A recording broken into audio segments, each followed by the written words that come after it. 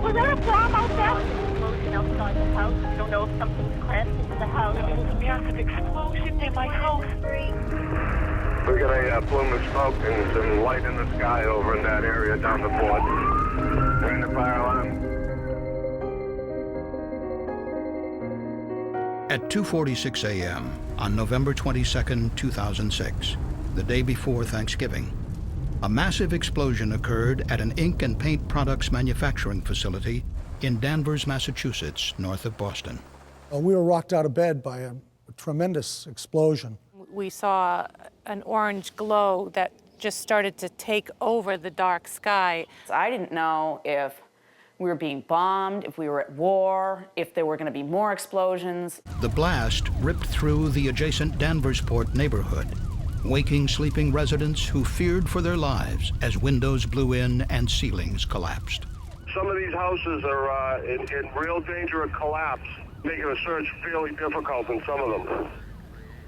Danvers firefighters and police launched a comprehensive search and rescue operation as officials ordered an evacuation of about 300 residents and 10 businesses. Doors were buckled on vehicles as far as 300 feet away, and dozens of boats in the marina were damaged.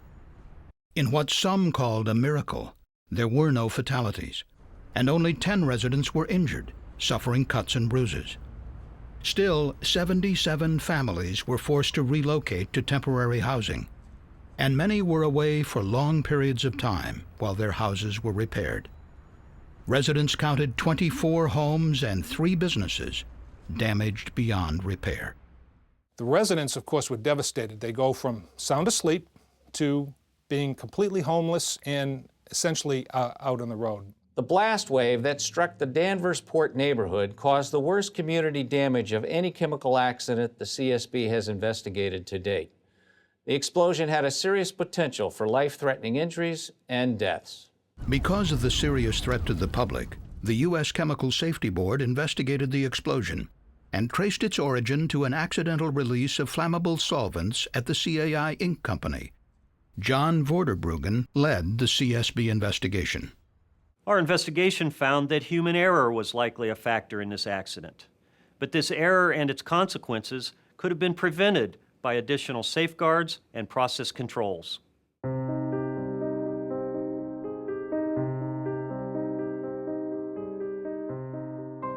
The following animation depicts the sequence of events that most likely led to the explosion and blast wave in Danversport.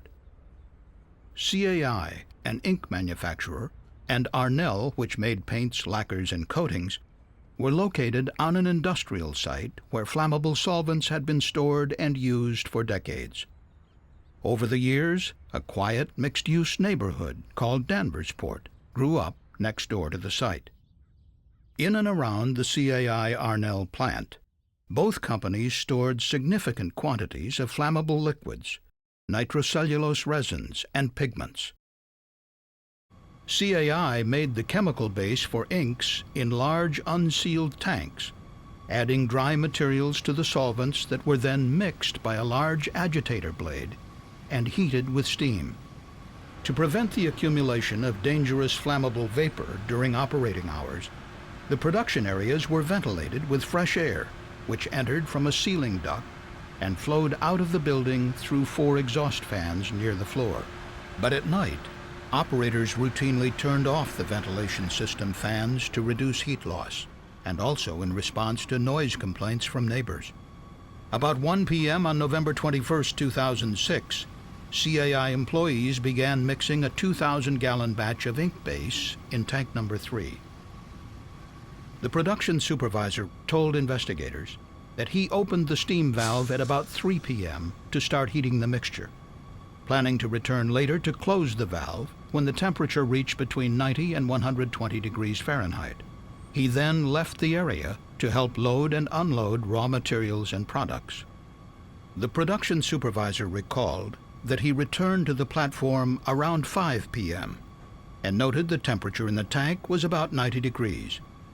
The supervisor later told investigators he believed he then closed the steam valve and left the facility around 5:30. Shortly before 6 p.m., The last remaining CAI employee turned off the fresh air supply and all the exhaust fans and left. But the CSB concluded the steam heating remained on. Most likely the production supervisor had forgotten to close the steam valve before leaving for the night. In the now unattended building, 10,000 pounds of flammable liquid continued to be heated and mixed in tank number 3 for the next 8 hours and 45 minutes. As CSB testing and calculations would later confirm, prolonged heating caused the mixture of heptane and propyl alcohol to boil, releasing hundreds of pounds of flammable vapor through the unsealed tank cover into the unventilated building. The building heating fans helped distribute the vapor throughout the production area. At 2:46 a.m., the vapor reached an undetermined ignition source, possibly an automatic heater switch or other electrical device, and exploded. The explosion created a blast wave that swept across Danvers port. One of the first homes the blast wave struck belonged to David Marcoux at number 3 Bates Street, adjacent to the plant site. He was sound asleep when the blast blew in his bedroom balcony sliding glass doors, sending shards of glass flying across the room, some of it hitting him on the back of the head. I just remember being on my feet, looking around and just being like, wow, it's really windy in this room. And then all I could see was fire in front of me. And, you know, it was so hot and intense that I could feel it right on my face. You know, I was feeling the heat. Mr. Marcoux and a friend who was renting a room escaped. His home had to be demolished and rebuilt. And this appears to be the chemical building. We still have explosions rocking the area. Down at the end of Bates Street, Susan Tropiano and her husband John Lovett feared for the worst after the blast hit their home. My first thought that it had to have been a huge jet that had landed in the boatyard or something. And then we ran downstairs to get our son to make sure he was alive. The family made it out of the house and joined the evacuation. I need police officers to start evacuating this area. The streets were in chaos. There was no street lights, no lights on in anybody's houses. And there were people running down the street in their underwear and their pajamas. We probably have 4 or 5 houses that have had the back part of their building blown off. Home after home was struck. Ceilings collapsed on sleeping occupants. Appliances and cabinets were thrown about. We're going to need some help down here. We got some elderly that can't get up the street. The blast wave struck 46 Riverside Street, where Ed and Diane Sanborn reside. When I got thrown out of bed myself, I thought initially it might have been an explosion inside the house, a gas explosion. That's what it felt like. That's what it sounded like. It was deafening. The Sanborns quickly gathered their children and fled their home. So I just ran and banged on my older kids' doors and told them to get out of the house, and went after my little one who had some stuff on him. Mark and Janet Lettish live at number 12 Riverside. I remember saying, oh my God, what the hell is going on? The force of the explosion blasted the window and frame into the bedroom. Glass shattered and the ceiling collapsed. It was like a science fiction movie.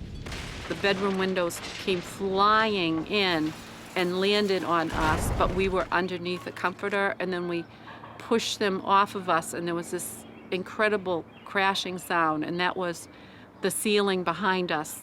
The Lettish's house had to be torn down, but not before the couple walked with a video camera through their home of 25 years, recording the damage and strewn debris, including the kitchen clock, stopped at 2:46 a.m.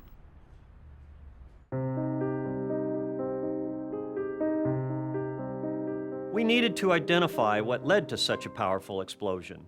We photographed and cataloged the damage to 260 different buildings and vehicles and commissioned lab tests of the exact chemical mixture used at CAI. Based on the results, we estimated the explosive force from the vapor cloud that formed inside the closed, unventilated building. CSB blast analysis determined that the most likely fuel for such a powerful explosion was the heptane and propyl alcohol in mixing tank 3. And while the production manager stated he believed he had closed the steam valve the night before the accident, CSB investigators concluded that the valve had actually remained open. It was a foreseeable error, made more likely by the lack of written procedures, checklists, alarms, and safety shutdown systems at the CAI plant. At the root of this accident was CAI's failure to thoroughly review and analyze the potential hazards of its ink-making process. Such an analysis would likely have identified specific process controls that could have prevented the explosion. CAI's operation was covered under the OSHA Process Safety Management Standard, which requires businesses to conduct a hazard analysis to identify and correct process safety deficiencies. But CAI said it was unaware the standard existed and never conducted a hazard analysis. Such an analysis could have identified the need for continuous ventilation, as well as for automated process controls and other safeguards to prevent human error.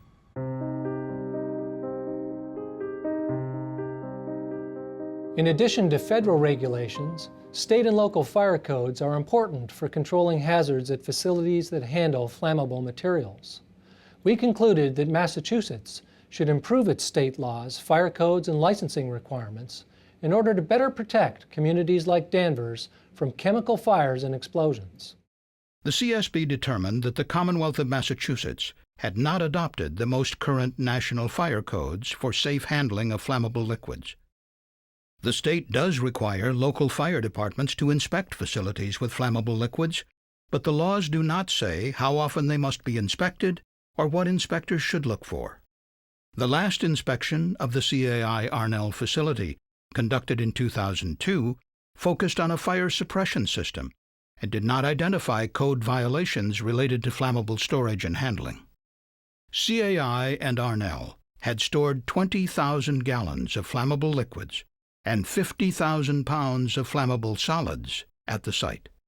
Massachusetts law requires properties where flammable materials are stored and used to obtain licenses and permits and renew them annually. The original land use license for the CAI Arnel site dated from 1944 and allowed storage of 250 gallons of lacquer. At the time of the accident, town records referred to a license for 6,000 gallons of flammables, while the annual registration form listed 11,500 gallons. Over the years, no public hearings were conducted to review the safety of increasing the amount of flammable material close to homes and other businesses. The CSB found that state law in Massachusetts does not give local governments clear guidance when businesses want to increase the amount of flammable materials they are licensed to store. Following our investigation, we made numerous safety recommendations to CAI, the town of Danvers, the Commonwealth of Massachusetts, and the organizations responsible for developing fire codes that are used across the country. Sometimes it feels like our lives are on hold until the last family moves back home. At a CSB public meeting in Danvers to hear and approve the final investigation report and recommendations, the board heard testimony from a panel of state and local officials and a Danvers community leader. The panelists discussed the need for better fire safety regulations and enforcement at chemical facilities. I'm also very pleased to say that CSB and the Department of Fire Services agree on pretty much everything. We agree on the cause of the fire and explosion. We agree to the need for further regulation in chemical process safety. And we agree on the importance of increased inspection and enforcement to protect the public and the regulated community. The CSB called on the National Fire Protection Association and the International Code Council, which develop fire codes used around the country, to revise the codes to prohibit the heating of flammable liquids in indoor tanks that are unsealed and do not vent to the outside. And the CSB urged that the codes require automatic temperature controls to prevent overheating. The CSB called on the Massachusetts Office of Public Safety to adopt current national fire codes for flammable liquids and to require local fire departments to conduct regular inspections of facilities handling flammable materials using written inspection criteria. Firefighters should be trained to conduct the inspections, and licensing and permitting procedures should be clarified. Once a chemical plant in Massachusetts received their initial permits and were inspected, companies were able to easily increase their capacities with little or no oversight or knowledge by the community. The goal of having uniformed fire personnel inspect such facilities on an annual basis should be a central focus moving forward. The CSB recommended that the Massachusetts legislature require that companies certify their compliance with fire codes and regulations. Increases to licenses for flammable materials should require a formal approval process that considers the views of nearby residents and businesses. In addition, the state fire marshal should audit local government's compliance with flammable licensing, permitting, and inspection requirements. Until the state codes are changed, the CSB recommended that the town of Danvers pass bylaws that tighten the licensing and inspection of facilities that handle flammable materials. And CAI was urged to develop a written safety program to manage hazardous operations. Your report under consideration tonight provides solid suggestions how we can work to avoid another Danvers Port type incident from happening. The recommendations are clear and achievable. And I truly believe a cooperative effort among CSB and local and state agencies will benefit public safety for years and decades to come. If we all work together, we can take actions to prevent a recurrence of what happened in Danversport November 22nd, 2006.